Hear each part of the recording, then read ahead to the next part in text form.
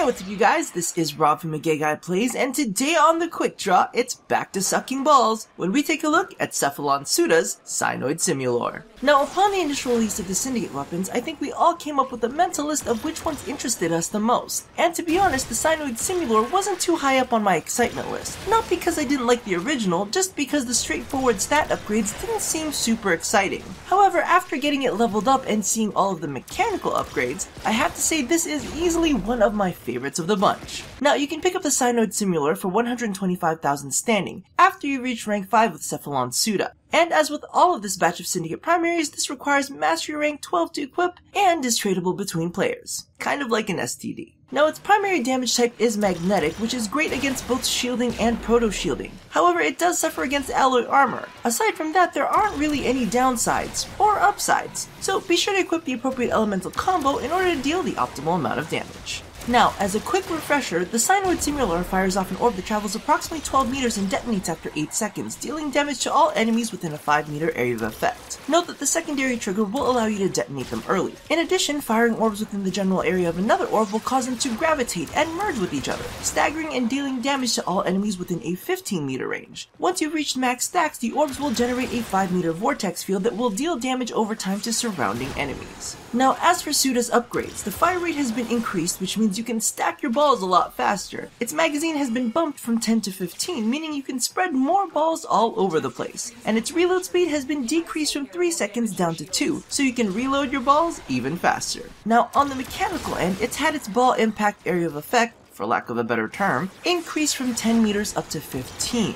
Now, this is the bread and butter for this weapon's damage dealing, so having the range extended is fantastic, and for a lot of players, it's made this considerably easier to use. In addition, they've lowered the amount of balls you need to suck in before it creates the vortex, from 5 down to 4. Now, it's also had its per stack damage modified, with a higher base damage but a lower max damage. After significant testing, what this means is that each time balls collide, you'll be doing more damage as each collision counts as a single stack. However, upon reaching max stacks, the detonation damage is going to fall short. It's an interesting trade-off, however, realistically, the 15-meter range of the collisions is going to account for more of your damage than the 5-meter range of detonations. In addition, it also comes pre-packed with Suda's entropy effect, which restores a bit of energy, increases your max energy pool, and deals magnetic damage to all enemies within an area of effect. Now, personally, I think this is fantastic as the Synoid Simulor synergizes well with frames that can use their abilities to control or bunch up enemies, giving you the perfect setup to either suck them into your hole or have your balls explode all over them. Speaking of holes, explosions, and other things that make me think too much, can we talk?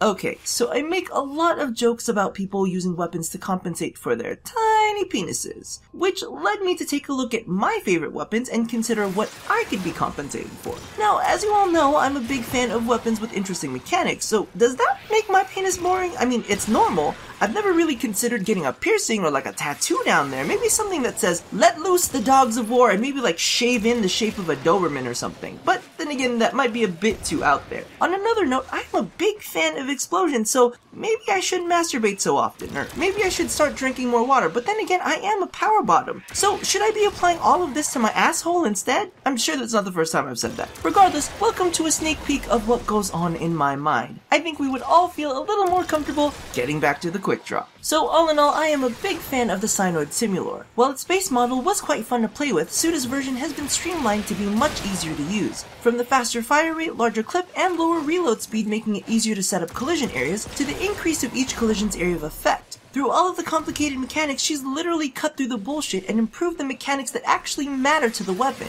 She even added in an additional V-slot to compensate for having to deal with the base model's D-slot. So while the classic version was a bit more difficult to use, spread the word that sucking balls has never been easier or more effective. So thank you all for watching another episode of The Quick Draw. Be sure to check out the previous episode on the Ninkandi, as well as the Syndicate playlist, just in case you missed anything. Now, don't forget to do all the things that I asked you to do at the end of every one of these, and as always, stay tuned for more component-sucking holes here at A Gay Guy Plays.